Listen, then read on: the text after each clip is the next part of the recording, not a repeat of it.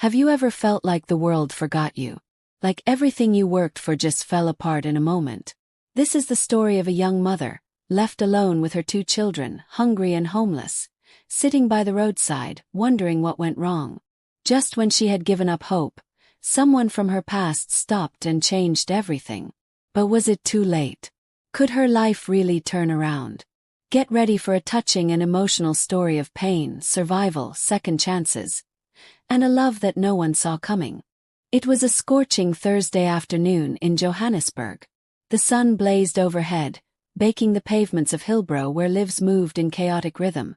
Taxi horns blaring, hawkers shouting, and people hustling in every direction. But amid the noise and motion, a still figure sat near the corner of Bree taxi rank. She wasn't begging. She wasn't talking. She was simply sitting. Her name was Untill Kumalo, once a vibrant university student with dreams of becoming a nurse. Now, her dreams lay in the dust, curled beside her in the form of 2 little bodies.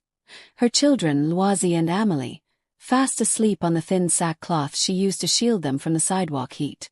Her eyes were hollow, lips cracked, clothes worn thin. Yet she kept her back straight, as if dignity was the only thing she had left. She didn't notice the expensive silver car that had slowed across the street, or the man in a suit who hadn't taken his eyes off her since he first saw her face. From behind the wheel of his Audi Q5, Kabelo Makona froze. He was headed to a business meeting in Sandton, but everything around him had faded. He was no longer in 2025. His mind had shot back in time, to a lecture hall at the University of Johannesburg. The memory was vivid. A young Untill sitting 2 rows in front of him, laughing, ambitious, filled with light. Kabelo had never spoken to her. She was popular, smart, focused, and he was quiet, shy, invisible. But now here she was, different, yet unmistakable. A minibus honked behind him, and he pulled into a nearby lot, grabbed his phone, but forgot who he was about to call. He sat there, breath shallow. "How did she end up here?" he whispered. Crossing the street cautiously, Kabelo walked toward her. He didn't want to startle her. Her body language was tense. She instinctively pulled her children closer when he stopped a few feet away. "Untill," he said gently. She blinked, looked up. Her face twisted in confusion, defense, then disbelief. "Do I know you?" she asked, her voice low, guarded. "It's me, Kabelo. We were in the same health sciences class, UJ." Her lips parted, but no words came. Instead, her eyes dropped to her children. "That was a long time ago," she finally muttered. "I know," he said. "But I remember. I remember you. You were brilliant." A silence fell between them. She glanced down at her clothes, then up at him again. Her shame was louder than anything she could say. "I'm not here to judge you," Kabelo said softly. "Please, let me help. I know you don't know me, but I can't just walk away." Untill hesitated, her pride warring with her desperation. Her daughter stirred in her lap, whimpering from hunger. Her son coughed weakly. "Just for tonight," she whispered, eyes brimming. "We'll leave in the morning." He nodded quickly. "That's fine. Just tonight." Later that evening, they arrived at Kabelo's apartment in Randburg. The twins stared wide-eyed at the clean floors, the lights, the fridge full of food. Untill stayed silent. When she showered for the first time in weeks, she cried quietly under the water. Kabelo ordered food. He gave them space. No questions, just kindness. That night, Untill tucked her children into a clean bed, something they hadn't had in years.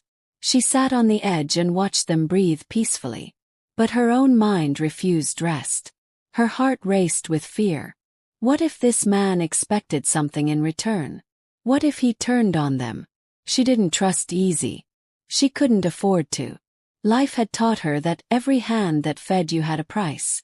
Yet, as she curled up on the edge of the mattress and heard the hum of the air conditioning above, part of her, a very small part, whispered maybe this time. It's different. By morning, Untill had barely slept. Every sound in the apartment made her flinch. The clean sheets, the silence, the smell of coffee wafting through the air. It was all unfamiliar, unnerving. It had been too long since life was gentle. She looked at her sleeping children, their little faces soft and calm. But her mind was loud. She tiptoed to the living room where Cabello sat on the couch, laptop open, dressed smartly for work. When he looked up and smiled, she tensed. "You're up early," he said warmly. "I need to go," she replied, eyes darting. "We can't stay here." Cabello paused. "Zandal, I said you're safe." But safety wasn't a feeling she understood anymore. She clutched her handbag, what was left of it, and went to wake the children. Cabello stood, unsure whether to stop her. "Thank you for your kindness," she said, voice shaking, "but I can't depend on anyone." And with that, Zandile disappeared back into the city streets, leaving Cabello staring at the door, stunned. The streets welcomed her like a cruel mother, familiar but unforgiving. Zandile made her way to Park Station, avoiding the usual spots where gangs loitered. She found a corner behind the security booths where she used to sleep.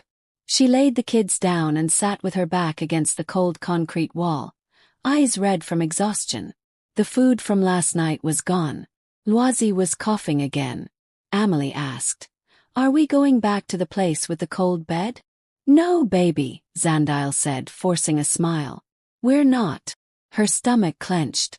She had run away from the only comfort they had in years, not because she didn't want it, but because she didn't believe she deserved it. Years of judgment and betrayal had taught her, when people are kind, it's because they want something. And Zandile had nothing left to give. By evening, Cabello was driving through Johannesburg like a man possessed. He went to Bree Taxi Rank, Park Station, even the small church soup kitchen where he volunteered once during the holidays. He asked strangers, showed Zandile's photo from his university yearbook. Most shook their heads. Some looked at him like he was crazy. But one elderly vendor selling fat cakes said softly, "Yes, I've seen her. That one with the 2 kids. She sits behind the station building sometimes, by the columns." Cabello's heart raced. He found them there, curled up under a thin wrapper, the girl's head on her mother's chest. Zandile opened her eyes and sat up quickly. "I told you not to look for me," she said defensively. "You didn't have to," Cabello replied, kneeling before her. "You're not invisible, Zandile. Not anymore." Zandile was silent. The kids were asleep again, too tired to notice the grown-up storm brewing. Cabello didn't leave. He sat beside her on the cold pavement. "You think I want something," he said. "I don't. But maybe I owe you this." Zandile raised an eyebrow. "My sister Nomvula. She got pregnant at 17. Our parents kicked her out. She died alone in a backroom in Diepsloot. I never forgave myself. I saw you yesterday and..." His voice cracked. "I saw her. I couldn't walk away again." Zandile's face softened, tears threatening to spill. "I'm not her," she whispered. "I know. But maybe you don't have to be alone like she was." Zandile exhaled. Slowly. The anger faded, and what was left was something scarier. Hope. The next morning, Zandile and the kids woke up in Cabello's apartment again. But this time the air was different. She had chosen to return. Not out of desperation. But maybe, just maybe, because she was starting to believe there was still room in this world for kindness without a catch. Cabello didn't push. He let her be. But he left a note on the table with simple words. "I have a small admin job at my company. It's yours if you want it. No strings. Just dignity. Cabello." Zandile held the note tightly. And for the first time in years she smiled. Not because everything was fixed, but because something new was beginning. Zandile stood at the glass doors of Makona Holdings, her heartbeat pounding louder than the Joburg taxis outside. She wore a donated blouse and skirt Cabello had left for her on the bed. Clean, modest, but unfamiliar. Her stomach turned with nerves as she looked at her reflection. Her face was still drawn, her eyes still tired, but for the first time in years, she looked like a woman trying again. Inside, the receptionist smiled kindly. "You must be Xandile. Mr. McCona said you'd be joining us today." Her feet felt like lead as she stepped inside. She hadn't worked in years. Her last job, as a nursing assistant, had ended when she became pregnant. After that, no one would hire a single mother with no support. But Cabello had insisted this wasn't charity. "It's a proper job, Xandile. Earn your pay. Earn your peace." Now, she sat behind a desk with a dusty old desktop and a stack of client files. It wasn't glamorous, but it was hers. And for Xandile, this was the beginning of something fragile, but real. Though she tried to focus on work, Xandile's thoughts kept drifting. Every ring of the office phone startled her. Every passing shadow made her wonder if someone was coming to take it all away. Trauma doesn't leave quietly. It lingers, whispering lies that say you don't belong here, you don't deserve this. In the break room, some staff whispered when she walked in. Others stared a little too long. Not everyone was kind. Some knew where Cabello had found her. Others only guessed. Either way, judgment hung in the air like smoke. At lunch, Xandile sat alone with her sandwich, picking at the bread, eyes watery. She was used to people walking out of her life. Trust was not something she gave easily. Then, unexpectedly, a voice broke through the silence. "You're Xandile, right?" A soft-spoken woman with braids and gold-rimmed glasses smiled as she sat across from her. "I'm Ree Filwe, I work in HR. I heard you helped fix the client files. Good job." Xandile looked up slowly. A real smile, warm, human. And for the first time since starting the job, she didn't feel completely alone. Back at the apartment, Cabello came home to find Loisy and Amelie drawing on printer paper with colored pens he had brought them. Xandile was in the kitchen, learning to cook pasta with a recipe from YouTube. He didn't comment. He just smiled and joined them. Little by little, walls began to lower. Cabello never asked about her ex. Never asked what happened the night she gave birth alone. Or how she ended up at Brie. He simply listened when she chose to share. One evening, as they sat in the lounge, she finally opened up. "He left me when I told him I was pregnant. Said the kids weren't his. My father threw me out. I had nowhere to go. I stayed in shelters. Until even those closed doors." Cabello listened in silence. "I thought I'd die out there," she whispered. "Many nights. I almost let myself." He reached out gently. "But you didn't. That's strength, Xandile." She met his eyes. For once, she believed him. At work, things were getting complicated. Cabello's close involvement with Xandile hadn't gone unnoticed. Some staff whispered, others outright speculated. "Must be nice having a boss as your boyfriend," one junior manager muttered when Xandile passed by. Stung. Xandile confronted Cabello one evening. "I don't want favors. I don't want your protection if it makes everyone think I'm weak." Cabello didn't flinch. "I hired you because you're capable. And if people talk, that's their problem." "But it affects you," she said. "It only affects me if I forget why I helped you in the first place, and I haven't." His tone was calm, firm, reassuring. Still, Xandile wondered if her presence in Cabello's life would eventually become a burden. Weeks turned into months. Xandile grew confident in her role, managing schedules, answering emails, handling small accounts. Her children were enrolled in a creche nearby. She was earning a salary, saving a little, and even sending money to her estranged younger sister in Mpumalanga. She started wearing brighter clothes, smiling more, holding her head high. One Friday afternoon, the company held a staff appreciation lunch. Xandile stood to give a short speech, trembling but proud. "I know I come from a place many of you wouldn't understand," she said. "But today I'm not ashamed. I'm rebuilding, and I'm grateful." The room applauded. Even the coldest co-workers nodded with respect. Xandile looked over at Cabello, who simply gave her a thumbs up. It was a small moment, but to her, it felt like a thunderclap of victory. It was a Tuesday morning when Zandile's past rang back into her life. Not metaphorically, but literally. Her phone vibrated while she was in the office sorting out petty cash receipts. When she checked the screen, the name made her hands freeze. Uzwi. The man who abandoned her when she was most vulnerable. The biological father of her twins. The one who laughed in her face when she told him she was pregnant, and then vanished. For a moment she thought it was a mistake. Maybe someone else. But when she picked up, the voice confirmed everything. Zandile, it's me. Uzwi. Please don't hang up. She didn't speak. Her hand trembled. Her breath came in short, hot bursts. I heard you're working now. I want to talk. About the kids. The kids. Now. After 4 years of silence. Zandile ended the call. But the tremor in her hands wouldn't stop. That night she couldn't sleep. She watched her children as they dozed peacefully, the sound of cartoons humming low on Cabello's living room TV. Their small fingers curled in innocence. Their soft breathing filled the room. How dare Sizwe return now? Where was he when she went into labor alone? When she begged strangers for diapers on street corners? When Amelie was sick with pneumonia in a public clinic with no beds? She had bled for those children, starved for them, fought tooth and nail for their survival. Now he wanted to talk. She didn't even tell Cabello about the call.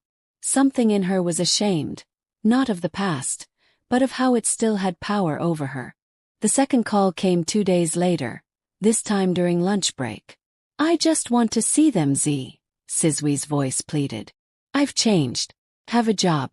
I want to do right. She didn't say yes. But she didn't hang up this time either. That night she finally told Cabello. I don't trust him, she said. But part of me wants to look him in the eye and make him feel everything I felt. Cabello didn't interrupt. He simply said, then do it on your terms. Not his. Zandile nodded slowly. The pain was still there. But now she wasn't a woman running away. She was a woman choosing how to confront the past. They agreed to meet at a public cafe in Newtown, with the kids safely left at creche. When Sizwe arrived, Zandile barely recognized him. He had grown a beard, dressed in semi-decent clothes, and wore a scent she didn't care to identify. He tried to smile. She didn't return it. So, she said coldly, arms crossed, you suddenly remembered you have children? I know I messed up, Z, he said. I was scared. I was stupid. But I'm here now. Scared? She hissed. I gave birth on a clinic bench. Loisy almost died coughing his lungs out, and you? People turned to look. She lowered her voice. You don't get to waltz in and play daddy now. Sizwe looked pained. I'm not trying to take over. I just want a chance. Zandile looked at him for a long moment. I'll think about it, she finally said. But not for you. For them. After the meeting, Zandile walked for nearly 2 hours through the city. Past street corners she once called home, past shelters that had closed their doors. She remembered everything. The hunger, the cold, the despair. But she also remembered the day she met Cabello again. The warmth of her children laughing. The pride she felt when she got her first paycheck. She had come far. And she was still going. Later that night, sitting beside Cabello on the balcony, she finally breathed it out. I confronted him, she said. And I told him I'd think about letting him be part of their lives. Maybe. On my terms. No more control. Cabello nodded slowly. Zandile turned to him. I'm not afraid anymore. The past will not hold me. He looked at her with quiet admiration. You're becoming someone powerful, Zandile. She smiled, not for him but for herself, because finally, she was starting to believe it too. It was a peaceful Saturday morning. The twins were playing with their building blocks in the living room. Cabello had just returned from the grocery store when the doorbell rang. Zandile was folding laundry. She wasn't expecting anyone. When she opened the door, her heart sank. Uzwi, uninvited, dressed in jeans and a polo shirt like he belonged there. and in his arms, a plastic bag of toys. "Hi," he said, flashing an awkward smile. "I brought them something." Zandile's heart pounded. She stepped outside, shutting the door behind her. "You can't just show up at my door," she said sharply. "I wanted to surprise them. I told you I want to be involved. On my terms. And this wasn't it." Sizwe looked over her shoulder toward the door. "So, this is where they live now. With your rich boyfriend." Zandile's eyes narrowed. "You lost the right to ask questions the day you left me pregnant and broke." But inside, her calm was cracking. This wasn't just about her anymore. It was about protecting her new life. Later that day, Cabello noticed her distant gaze and clenched jaw. She hadn't told the kids about Sizwe's visit. They were napping peacefully, unaware of the tension that had stormed their world. Zandile finally sighed. "He came here today. With toys." Cabello's face hardened. "Did he see the kids?" "No. I didn't let him." There was silence. Then Cabello spoke, his voice calm but firm. "Zandile, I support whatever decision you make about Sizwe. But if he keeps showing up like this, we might need to take legal steps." She shook her head. "I don't want drama." Cabello leaned closer. "Sometimes protecting peace means confronting the chaos." Zandile had spent years hiding from confrontation. But this time she couldn't afford to run. A few days later, Zandile's phone buzzed again, this time with a message from her estranged younger sister, Thembika. "I saw Sizwe. He told me he's trying to be in the kids' lives. Zandi, maybe you should let him." Zandile stared at the message, her emotions spiraling. Where was Thembika when she slept in taxi ranks with babies crying in her arms? When she begged for help and her own sister blocked her number? Now they all had opinions. Now that she was standing, they remembered she existed. Anger boiled in her chest, but underneath it was something more painful, a sense of betrayal she'd buried long ago. "Still," she replied. "Stay out of this, Thembika. You don't know what I've been through." Then she blocked the number again. The stress took a toll.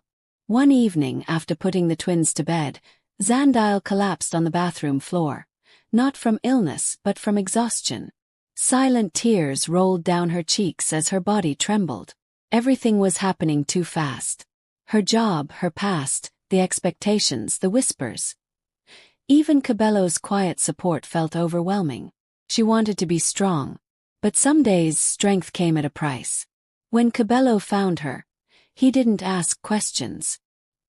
He knelt beside her, wrapped her in a towel, and held her until she stopped shaking. "You don't have to carry it all alone," he whispered. Zandile clung to him like a woman drowning, because that's exactly how she felt. By the end of the week, Zandile made a decision. She met Sizwe again, this time in the presence of a family law mediator Cabello had helped her contact. Sizwe looked annoyed. "You brought lawyers now." "No," she said calmly. "I brought boundaries." The mediator explained the options: supervised visitation, parenting plans, child support. Sizwe's tone changed quickly. "I don't need all that," he said. "I just want to see them." Zandile's voice was steady. "Then do it properly. Or don't do it at all." He stared at her. This wasn't the girl he had abandoned. This was a woman forged in fire. The meeting ended with documents drafted, dates set, and clear terms agreed. For the first time, Zandile felt in control. She walked out of that office and took a deep breath. Not just of air, but of freedom. Zandile stood outside her parents' gate in Davyton, hands sweating as if she were still a teenage girl being scolded for staying out late. She hadn't spoken to her father in over 5 years, not since he threw her out for getting pregnant out of wedlock. Amelie and Loisy were with Cabello, who had gently encouraged her. "Face it. You've faced everything else." She inhaled deeply and rang the bell. Her mother opened the gate. Her eyes widened in shock. "Zandile." There was a long pause before her mother stepped aside. "Come in." Inside, the living room smelled like floor polish and old memories. Her father was watching a local news channel. When he saw her, he froze. He didn't smile. He didn't rise. He just stared. Xandile's voice trembled. I didn't come for pity. I came for peace. They sat in silence. Her mother served tea that no one touched. Her father finally spoke. Why now? Because I'm no longer that girl you chased out, she replied. I'm a mother. I'm working. I've built something from the pieces you left me with. Her voice cracked. I didn't deserve to be abandoned. I was scared, not shameful. Her father looked away. Her mother dabbed at her eyes. I lost my daughter, her mother whispered. No, Xandile said gently. You gave her away.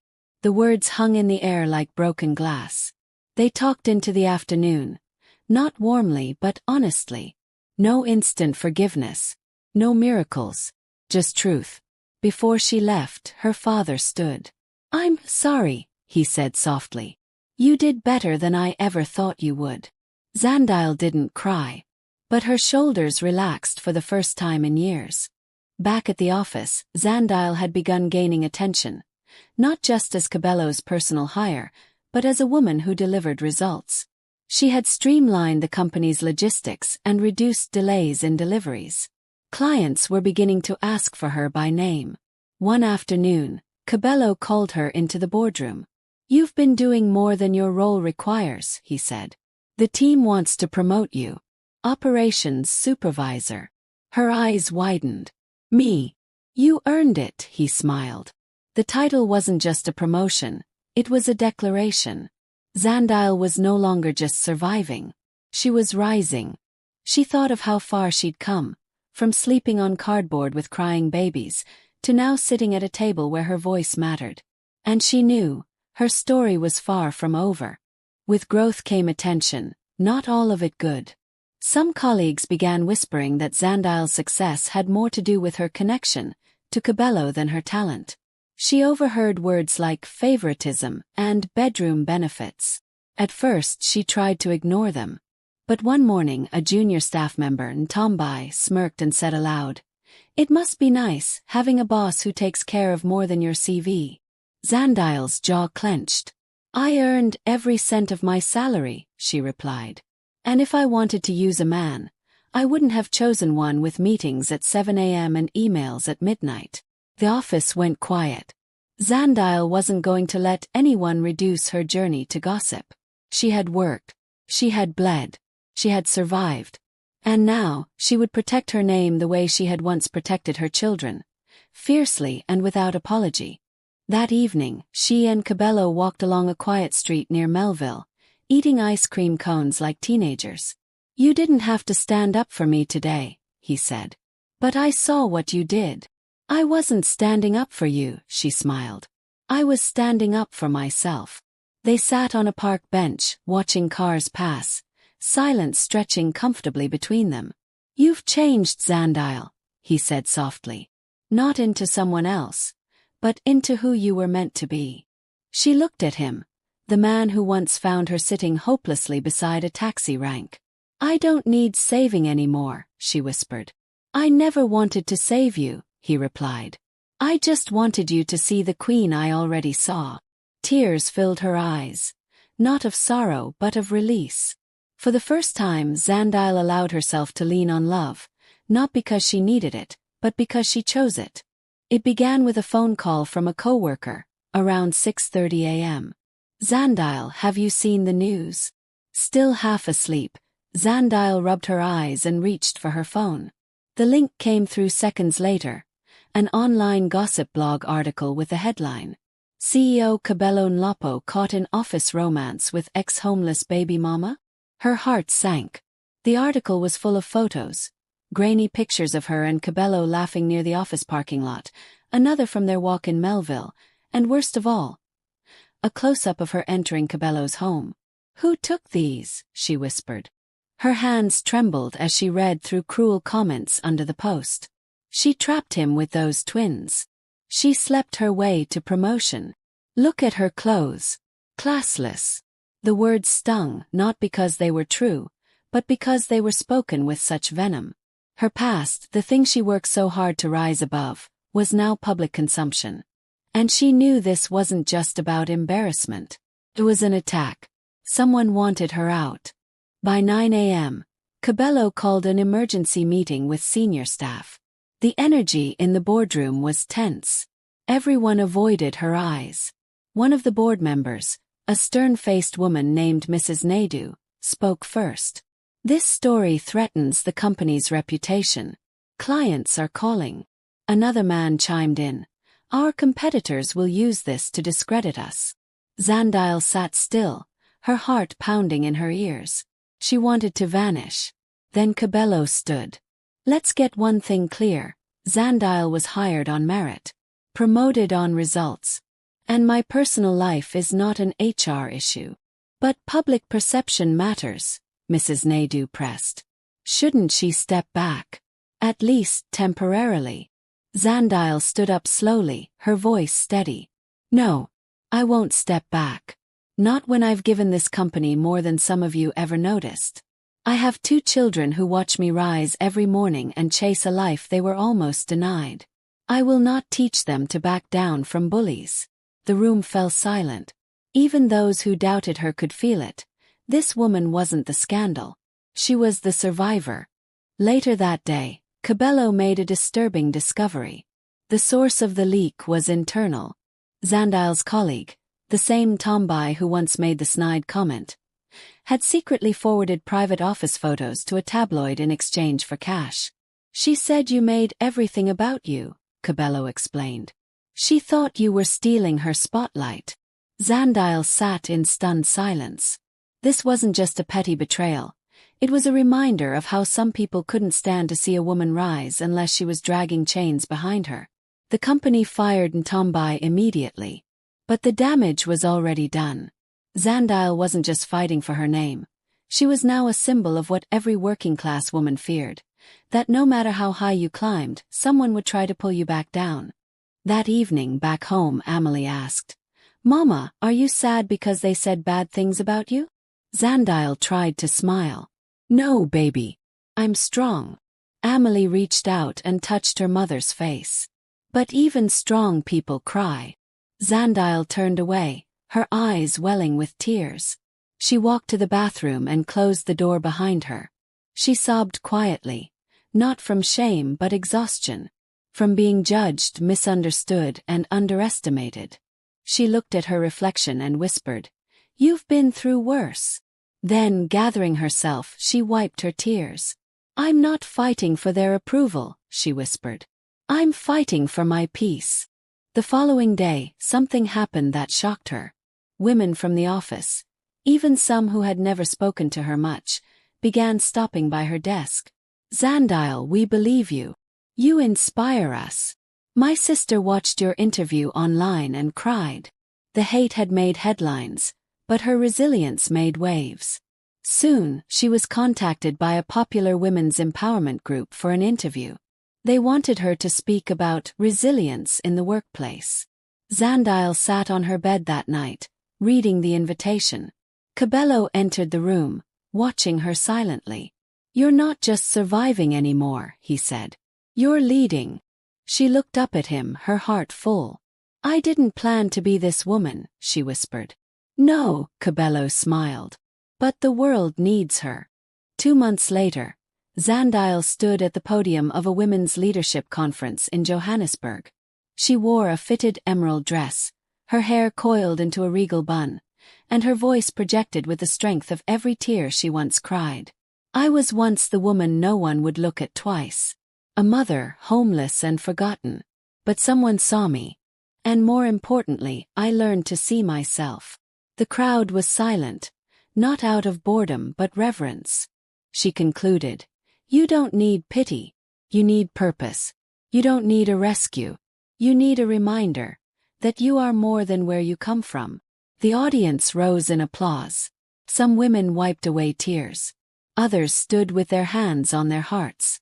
Backstage, Cabello waited for her with flowers and a proud smile. "You owned that stage," he whispered. Zandile simply smiled. "No, I took it back." A week later, on a quiet Sunday afternoon, Cabello invited Zandile and the twins for a picnic in the botanical gardens. Amelie and Loisy chased butterflies while their laughter echoed through the grass. Zandile sat on a blanket sipping orange juice when Cabello suddenly stood up. "I want to do something I should have done long ago." She blinked. "What's going on?" He reached into the picnic basket and pulled out a small wooden box. Then, in front of the twins and the birds and the breeze, Cabello knelt down. "Zandile, I didn't just find you at the taxi rank that day. I found the rest of my life. Will you marry me?" Tears instantly blurred her vision. Amelie squealed. "Say yes, Mama." Loisy clapped. "Yes, yes." Zandile laughed through her tears and nodded. "Yes. 1,000 times yes." The twins hugged them both, their little arms wrapping around two hearts that had finally found home. The wedding was held a month later, simple but rich in love. Zandile walked down the aisle in a beaded ivory gown, escorted by her father who whispered, "Forgive me again for not seeing the queen in you sooner." She smiled. "You see her now. That's enough." The ceremony took place under the shade of a large tree, where vows were exchanged not just between two lovers, but between two warriors who had weathered every storm. Amelie was the flower girl. Loisy was the ring bearer. And when the pastor announced, "You may kiss your bride," the cheers echoed like thunder. It was more than a wedding. It was a resurrection. Months passed, and life settled into something Zandile once thought impossible: peace. She now led a division in Cabello's logistics firm, mentoring young women from disadvantaged communities. The same girl who once had nothing was now giving scholarships to single mothers. She started a foundation called Rise Mama, focused on women who had been abandoned, shamed, and forgotten. Her story was featured in newspapers, her interviews went viral, and her voice became a source of strength for thousands. And yet, she never stopped being Zandile, the woman who once held two babies with shaking arms, praying for one more day. 'Cause now, every day was a gift. One Saturday, Zandile asked Cabello to stop near that same taxi rank in downtown Joburg. She stepped out, walked to the very corner where she once sat, broken and invisible. A woman sat there now, young, scared, with a child clinging to her hip. Zandile knelt beside her. "Are you okay?" she asked gently. The woman nodded, though her eyes were glassy. Zandile reached into her purse and handed her a card. "My name is Zandile Nlopo. This is my number. Call me. I know what it's like to feel forgotten. But trust me, you're not." As they drove away, Cabello looked at her and said, "Still saving queens, I see?" Zandile smiled. "No, just reminding them who they are." And with that, she leaned back in the seat, Amelie and Loisy asleep in the back, and breathed deeply. The past was behind her. The present was hers. And the future, oh, the future was wide open.